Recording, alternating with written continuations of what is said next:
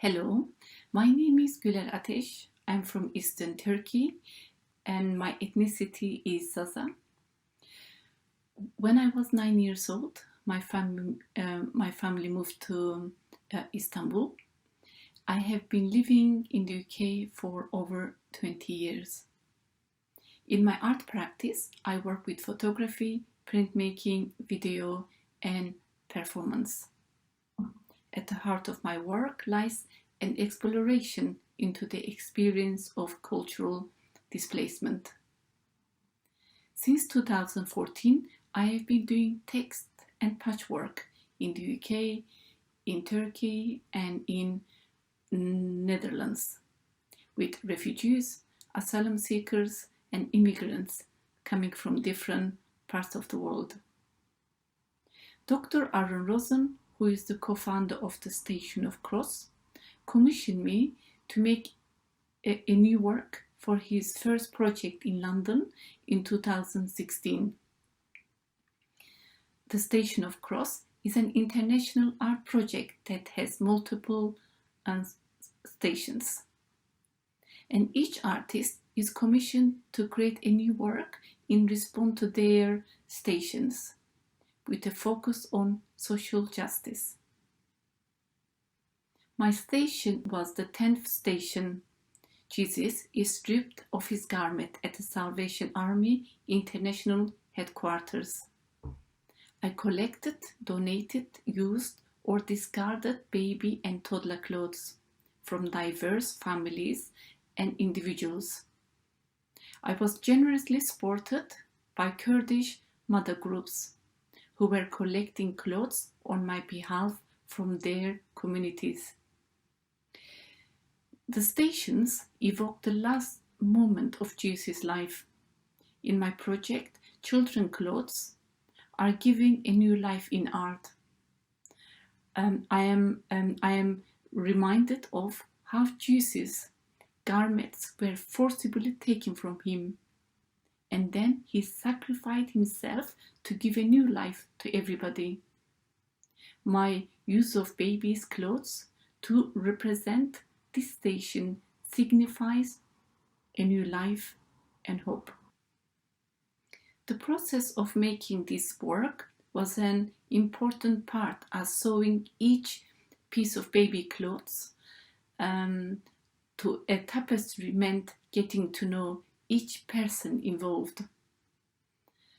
Sewing was very meditative and healing.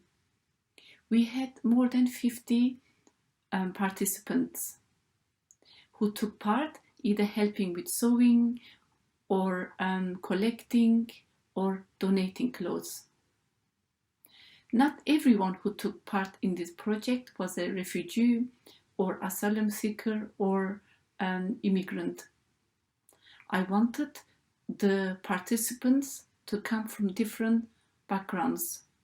It was important to me that we come together with our different experiences.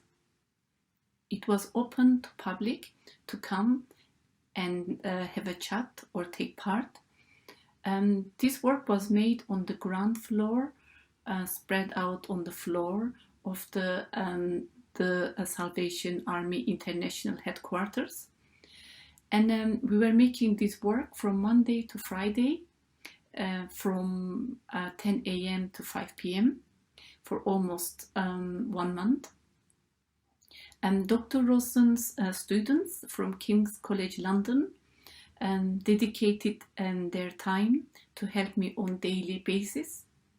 I also invited friends to drop in, and also passers-by also participated. I had no idea who was coming to help me, and meeting new people during the production was a new experience, and it was very bonding. The participants came from diverse backgrounds, which was very wonderful experience to have.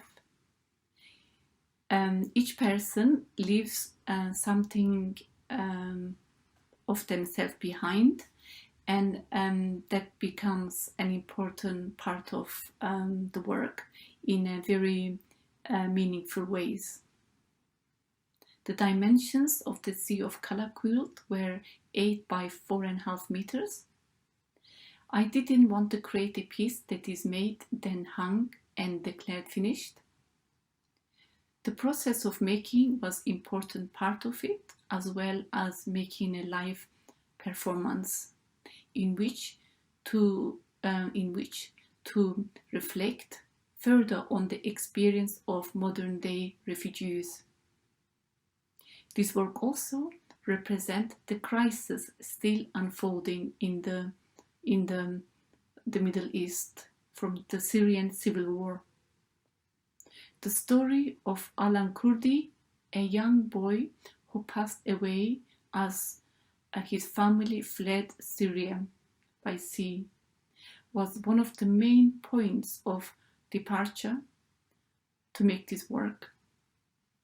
We took the work outside the Salvation Army headquarters to cross the Millennium Bridge. The journey plan was very simple. The performance artist was going to carry this work on her head and shoulders and towards Tate Modern, and then we would turn back to the Salvation Army headquarters. The piece was very heavy, and we had at least 10 volunteers to help. As we were crossing the Millennium Bridge, the wind got very strong and violently ripped some of the baby clothes and blew them into the Thames. We had to hold onto the work tightly, as the whole quilt could have been blown into the river. Passers-by also offered some help.